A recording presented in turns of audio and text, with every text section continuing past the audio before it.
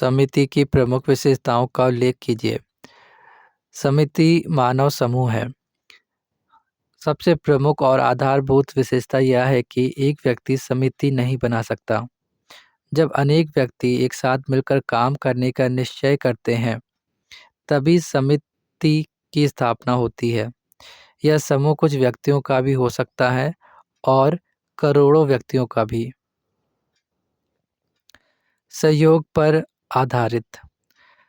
समिति के निर्माण का आधार आपसी सहयोग है। समिति के सभी सदस्य एक दूसरे को सहयोग देने के लिए कृत संकल्प होते हैं। निश्चित उद्देश्य। अनेक व्यक्तियों द्वारा अपने विशिष्ट उद्देश्यों की प्राप्ति के लिए समिति का गठन किया जाता है। ये उद्देश्य निश्चित होते हैं, परिभाषित होते हैं। इस उद्देश्य का उल्लेख समिति की स्थापना के समय ही घोषित करना पड़ता है।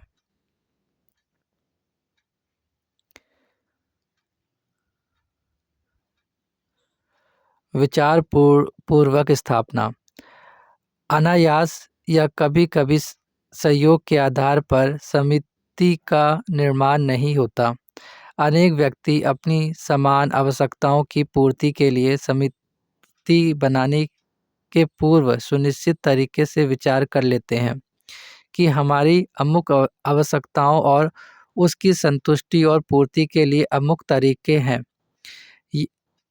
जब यह स्थिति स्पष्ट हो जाती है, तभी समिति गठित होती है। अस्थायी प्रकृति।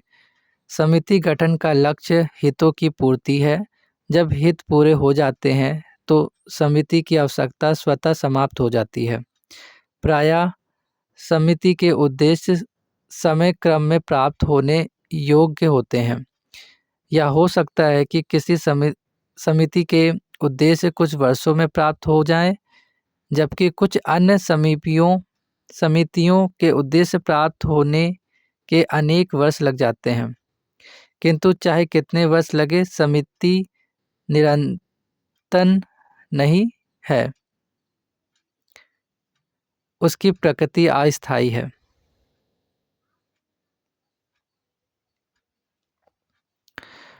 सदस्यता ऐच्छिक है। समिति की सदस्यता उन्हीं लोगों तक सीमित रहती है जो समिति के माध्यम से अपने कुछ उद्देश्यों की प्राप्ति करना चाहते हैं। जिन व्यक्तियों के उद्देश्य भिन्न होते रहते हैं, वे उस समिति के सदस्य नहीं बनते। आवश्यकता अनुभव करने पर ये दरी समिति बना सकते हैं।